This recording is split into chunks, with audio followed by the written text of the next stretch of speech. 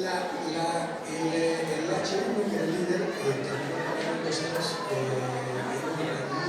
en 60 millones de pesos en su tarjeta de crédito. Mi esposa tenía 30 millones de pesos. Esto es un riesgo. La ciberseguridad es un riesgo y necesitamos generar competencias y actividades suficientes para poder detener, como se hizo en este caso en particular, el flujo de los ataques a los sistemas informáticos en el Estado mexicano. Es muy descomparado a Lamborghinis y Camaros y digamos una serie de vehículos de lujo. Cuando ustedes empiezan a ver que alguien empieza a comprar muchos vehículos de lujo, ya preocúpense. Cuando alguien empieza a recibir mucho dinero en efectivo en sus cuentas, ya preocúpense. Y eso es finalmente, digamos, esta capacidad con la que se debe contar el Estado mexicano para enfrentar estas cosas. El último riesgo emergente es el fentanilo. Es un problema de salud en Estados Unidos, pero puede ser un riesgo para México. Acuérdense que culturalmente vamos asimilando temas, patrones culturales con 10 años de diferencia respecto a Estados Unidos, y solamente en 2018 murieron 72,000 personas en Estados Unidos por el consumo de fentanilo. Si una persona de estatura en promedio normal consume 0.2 gramos de fentanilo, es suficiente para matar. Y digamos, eso es una realidad que tenemos que estar pensando, y algo que es muy importante, el combate a las adicciones. Por eso el gobierno del presidente López Obrador tiene tanto énfasis en el combate a las adicciones. Necesitamos cambiar esta dinámica en la que nos hemos, lo que es las sociedades postmodernas se han convertido. Ahora, el siguiente paso es generar una estrategia nacional antilavado que se someterá a consideración del presidente, y a partir de ahí tener un modelo que nos permita coordinar, tener inteligencia, llevar mayor número de casos ante los tribunales y tener una estrategia nacional de prevención de lavado. Adelante, por favor. Adelante.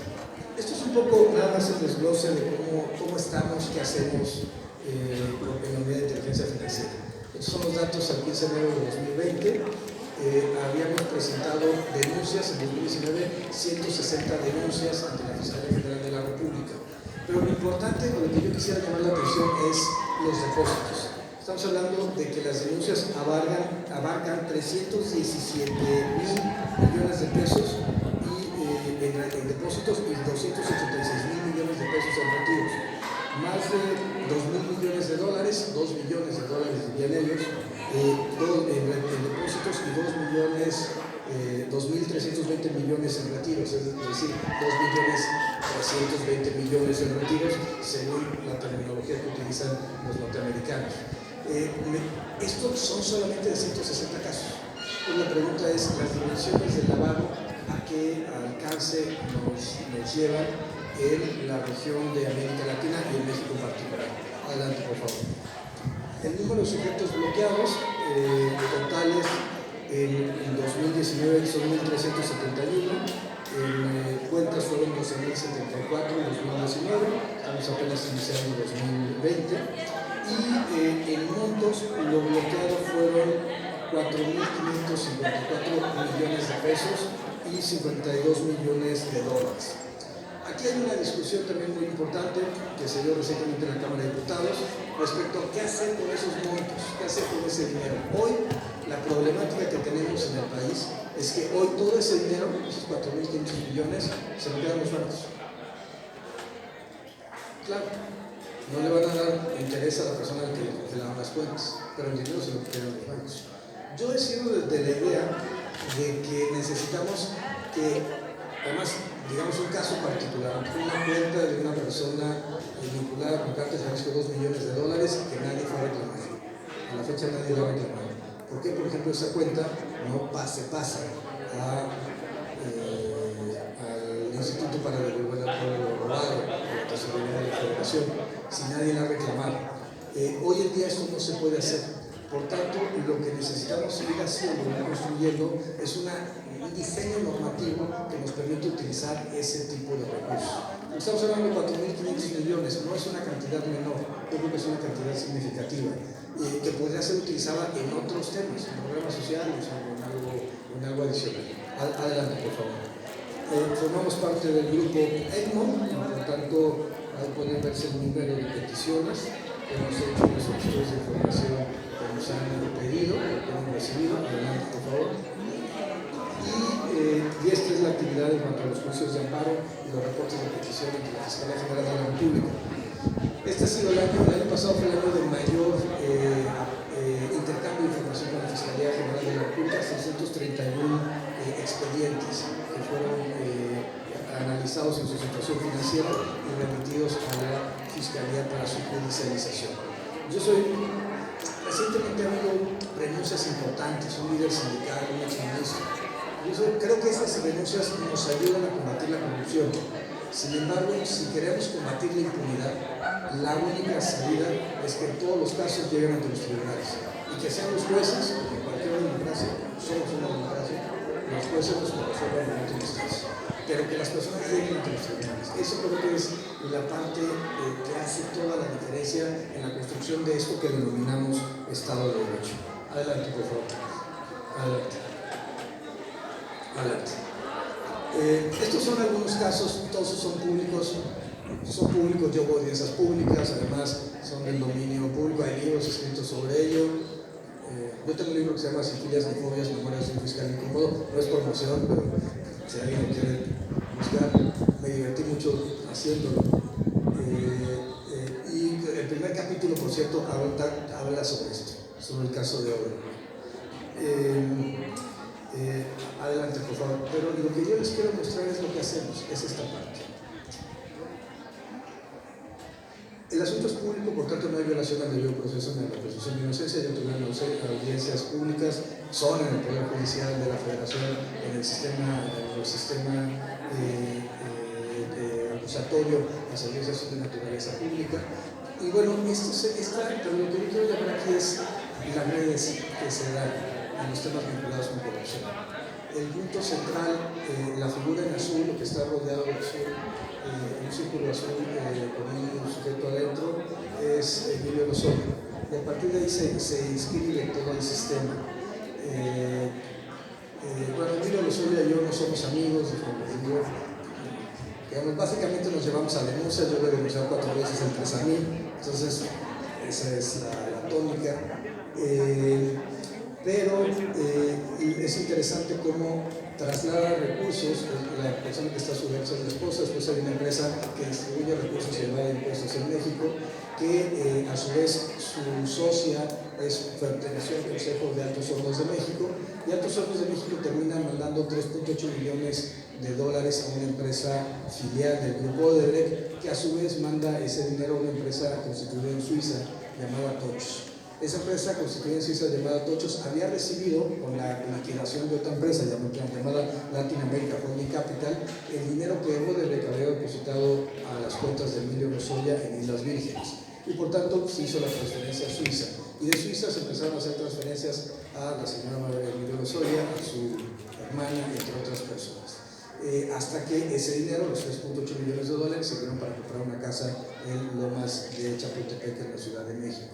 Encontramos los 10 millones transferidos por Odebrecht. La parte de arriba es Odebrecht, la parte de la esquina superior, digamos, izquierda, vertical derecha de ustedes es UHL. Y lo que vemos no es que sea una red de corrupción, sino que hay personajes claves que son tocados por la corrupción y que reciben recursos de muchas empresas que están legalmente constituidas y de muchas empresas fachada. Lo importante es que esto es lo que se tiene que acabar. La posición del presidente López Obrador es muy clara: cero tolerancia a la corrupción y cero tolerancia a la impunidad. Más allá de filias y fobias personales, evidentemente no vamos a ser amigos, no me mandó un regalo de Navidad, yo tampoco a él. Pero la parte más importante es que podamos decirle a la sociedad mexicana que así sean elementos muy sofisticados, que tocan Islas Vírgenes, Liechtenstein, Mónaco, Suiza, México, se pueden destruir. Es decir, hay forma material y el Estado mexicano tiene la fortaleza suficiente para poder generar redes y descubrir redes tan sofisticadas como la que les estoy presentando yo. Adelante, por favor. Se presentaron 4 denuncias ante la Fiscalía, 7 órdenes de aprehensión, hay un incumplimiento de una orden de aprehensión y se encuentra el señor Osorio prófugo de la justicia, secretario de Función Pública, lo inhabilitó por 10 años, le ha bloqueado las cuentas y está en este momento con una ficha roja internacional por parte del equipo. Adelante, por favor. Este es un caso que a mí me parece importante porque se trata de también es público, esto ya también fue objeto de análisis en el Poder Judicial de la Federación, se libró una orden de aprehensión, ya se complementó, adelante por favor, pero lo que les quiero mostrar es nuevamente las redes, y aquí las redes son redes relacionadas con un magistrado, un abogado, que lo que hacían era el abogado promover juicios de amparo y el magistrado conceder juicios de amparo a líderes del Cártel Jalisco Nueva Generación.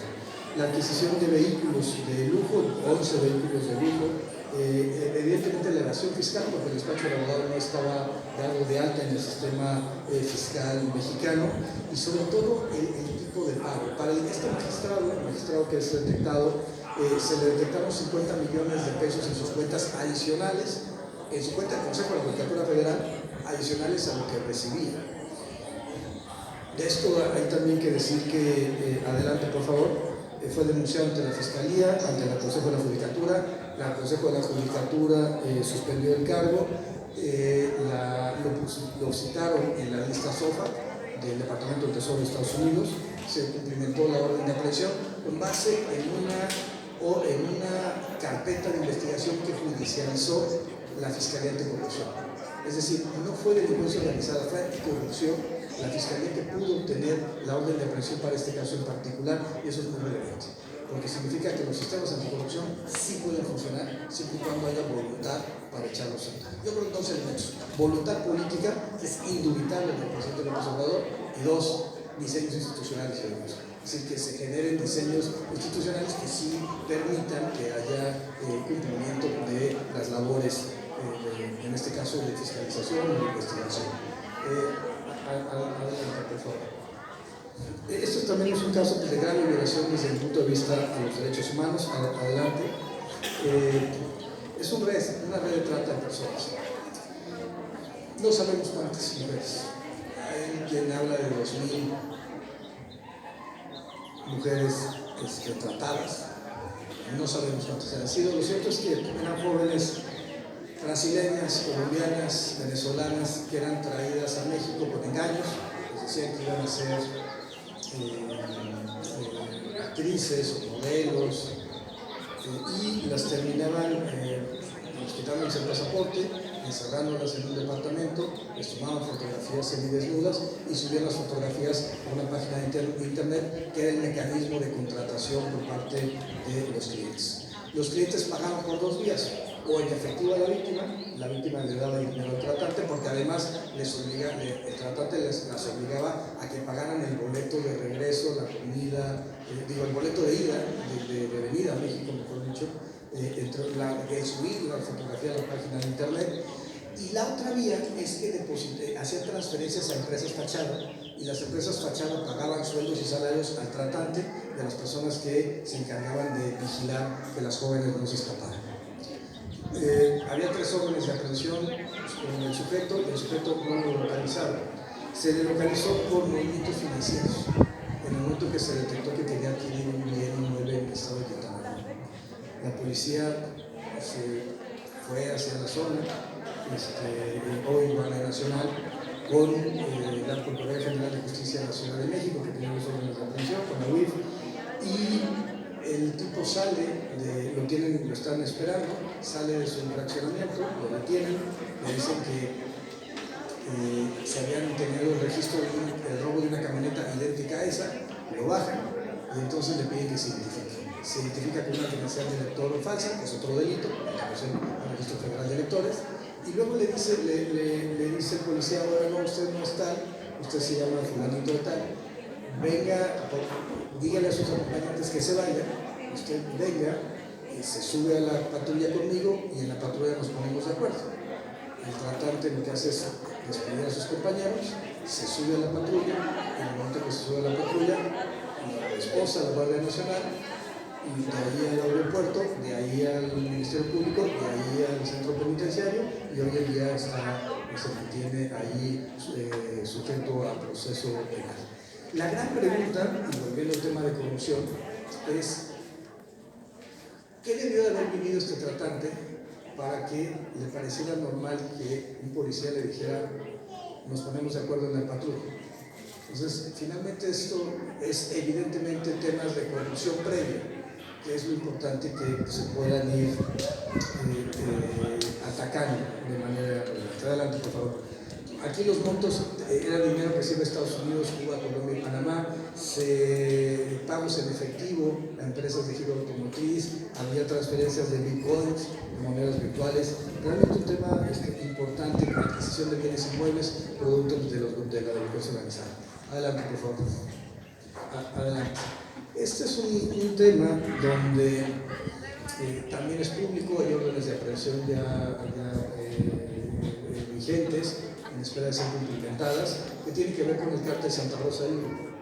El cártel Santa Rosa de Lima empezó a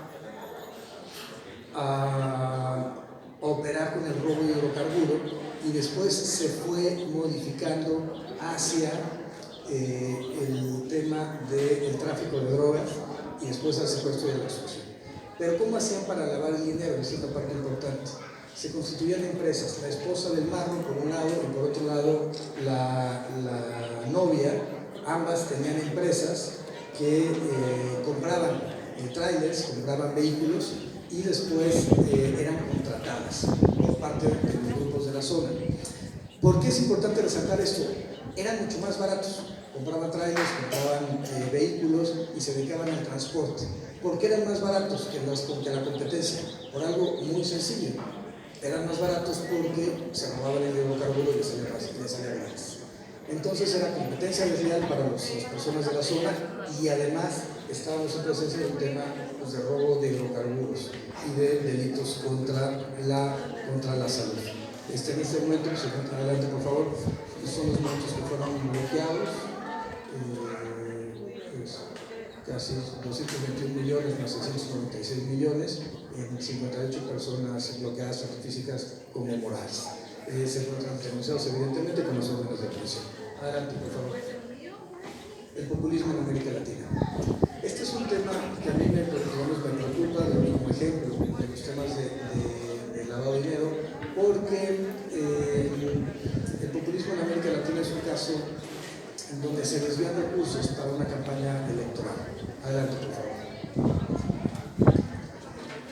Ya la Sala Superior del Tribunal Electoral ya se pronunció, ya hay sentencias sobre este tema y se sancionó a estos personajes como por haber generado una campaña negra en contra del presidente de la República. Lo que hicieron estos personajes, nuestro sistema constitucional prohíbe a los partidos políticos recibir recursos de particulares. Y lo que hicieron en este caso es recibir recursos de grupos particulares para poder financiar un documental de populismo en América en contra de lo que dice nuestro marco de naturaleza constitucional. Pero hay una parte que es relevante, que es Cambridge Analytica. Cambridge Analytica fue una empresa que se encarga de hacer análisis de metadata. ¿Qué significa eso? La metadata es digamos, la información contenida en nuestros celulares. Yo esto se lo digo mucho a los alumnos, a las alumnas. ¿Quién los conoce más? ¿El celular? ¿Quién lo conoce más a ustedes? Sí, no, que el novio no, señorita, no es el novio. Ni su novio la conoce a usted, ni usted conoce a su novio. ¿Quién lo conoce? Facebook. Es decir, ¿qué va a ver usted? ¿Qué van a ver en Facebook? ¿Qué le gusta, qué no le gusta? Van a ver cuáles fueron. YouTube, ¿qué hace YouTube al final del día? Le pone uno las canciones que piensa que a ustedes les gustan en razón de sus selecciones anteriores. Entonces, pues, realmente los conocen. No sé si a alguno de ustedes les tocó recibir una llamada en la elección de 2018 sobre Andrés Manuel López Obrador. Decían, por ejemplo, la primera llamada, era una encuesta. Entonces decían, la primera pregunta decía algo desastroso. ¿Ustedes creen que si llega va a destruir la república? Si estás de acuerdo, marca. Si piensas que va a haber crisis, marca dos. Ya, eran las dos opciones. ¿Qué significaba esto? Si ustedes apretaban uno, significaba que ustedes eran anti-López Obradoristas, y por tanto ya esta información se iba a una metadata y ya sabían qué tipo de propaganda enviarle ustedes a su celular.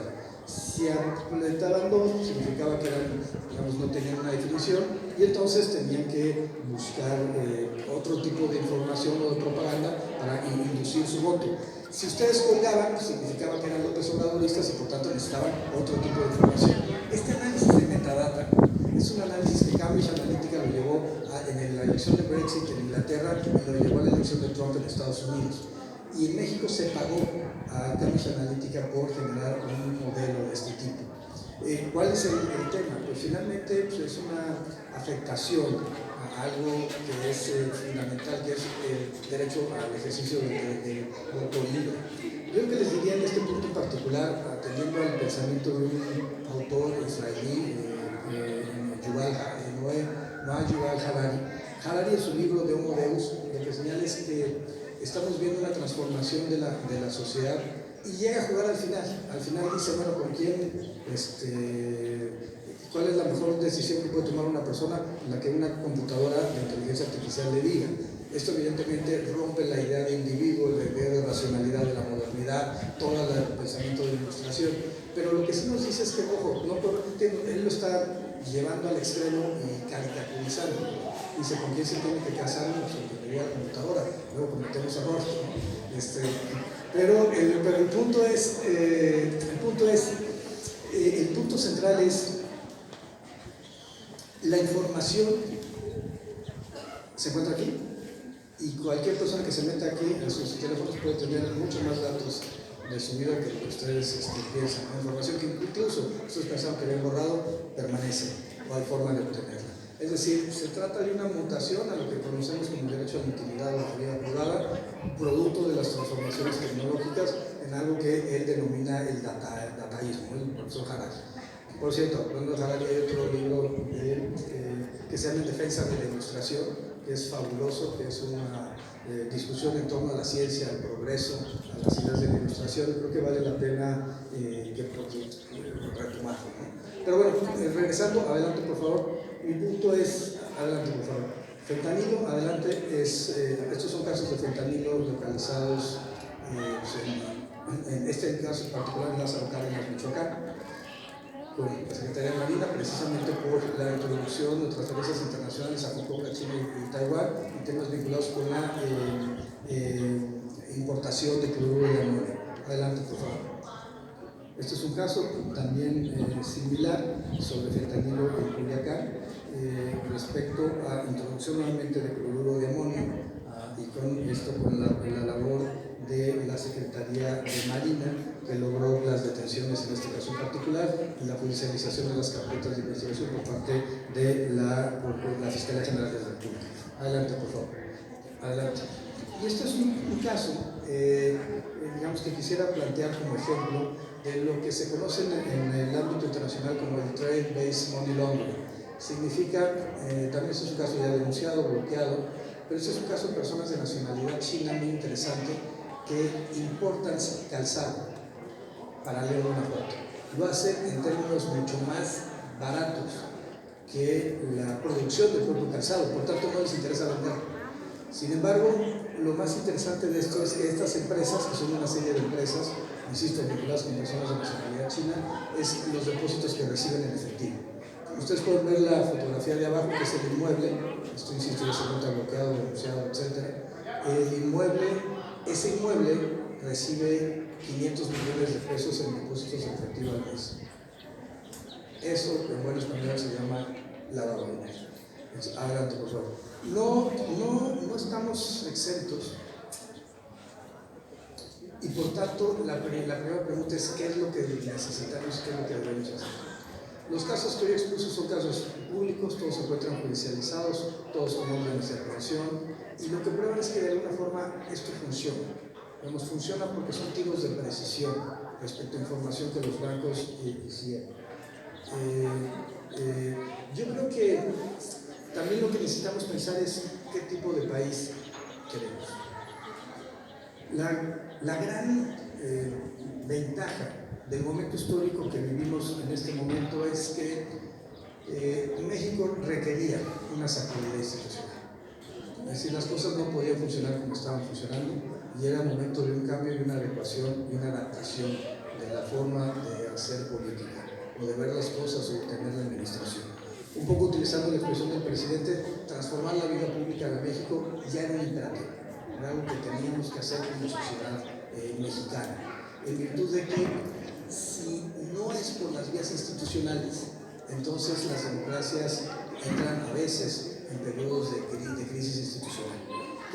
¿Qué sucedió en Chile? ¿Qué sucedió en Bolivia? ¿Qué sucedió en Perú? ¿Qué estuvo sucediendo en Argentina? En Brasil? Hemos tenido inestabilidad en Venezuela, hemos tenido inestabilidades gubernamentales producto de las propias crisis dadas al interior de estos países. México no lo vivió porque la transformación se dio a partir del voto ciudadano en las urnas, y esto generó un modelo que nos permite en este momento generar una política pública diferente. Evidentemente, como en todo, hay pérdidas y ganancias, hay aciertos y errores. Sin embargo, lo que necesitamos plantear es, si queremos combatir la delincuencia organizada, pues, ¿qué tenemos que hacer? Combatir la corrupción política. ¿Para qué no? Denunciar primero, por supuesto. Por supuesto, es el primer paso. Pero después, ¿qué? Combatir la corrupción política. A ver, pero denunciar varias cosas. Corrupción política. Claro. Sí. Sí, por eso yo puse mi política casa limpia. Me estaba copiando al presidente, lo sé, pero no se lo digo. Era, primero, sí, a ver, los ciudadanos, ¿qué tienen que hacer las ciudadanas los ciudadanos?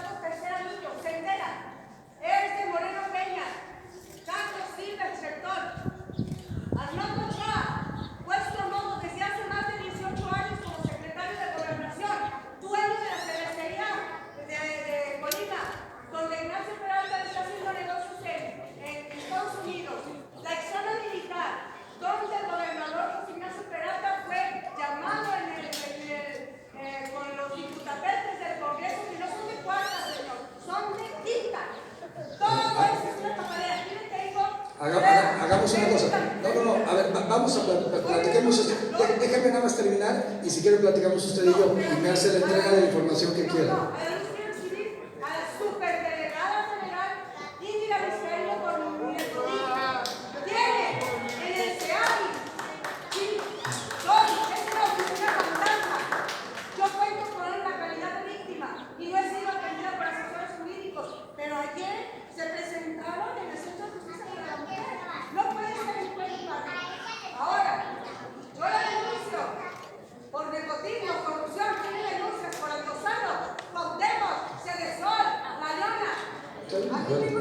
Sí, a ver, yo lo que le pediría es que me las entregue. A ver, yo creo que, déjame plantearlo así. Es un tema, necesitamos necesitamos aprender a confiar en los diseños institucionales.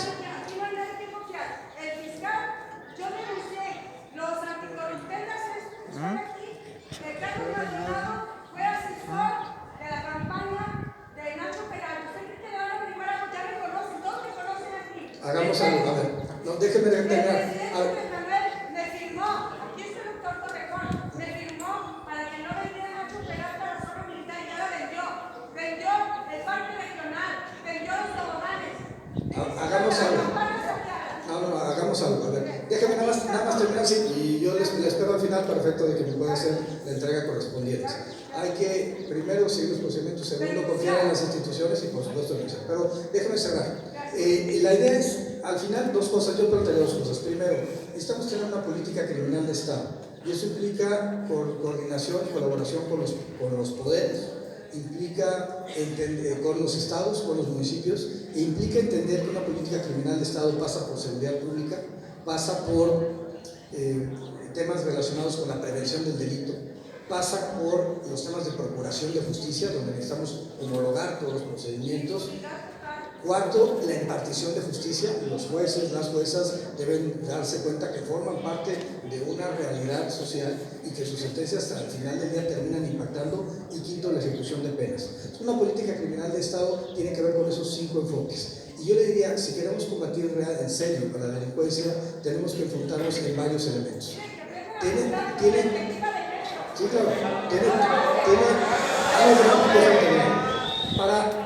Yo le diría, hay que combatir evidentemente al sicariato, que es lo que hace la Guardia Nacional, la Marina, el Ejército. Hay que las fiscalías, las procuradurías locales, las policías locales. Hay que combatir la corrupción política, porque son en los espacios de los gobiernos donde se genera la protección de estos grupos, corrupción, omisión. Tercero, hay que combatir, como señaló el presidente de la Suprema Corte de Justicia de la Nación, hay que combatir la corrupción en los poderes judiciales y en los ministerios públicos, porque ahí es donde se establecen, vimos el caso del magistrado, halos de protección para grupos delincuenciales. Cuarto, necesitamos combatir las estructuras financieras. De nada sirve que la Marina o el Ejército o el Guardia Nacional o las fiscalías, procuradurías o policías estén retirando a 10 o 20 narcomenudistas o 10 o 20 sicarios, si después van a venir a ser sustituidos por otros en razón de que cuentan con los recursos financieros para hacerlo. Combatir las estructuras financieras es básico en cualquier estrategia. Y finalmente, algo que lo mencionaba hace rato, tiene que ver con el combate a la base social. Y ese combate a la base social, yo añadiría incluso a la cultura. Se tiene que dar a partir de programas sociales y a partir de esquemas que permitan el desarrollo de los grupos, diversos grupos sociales en México.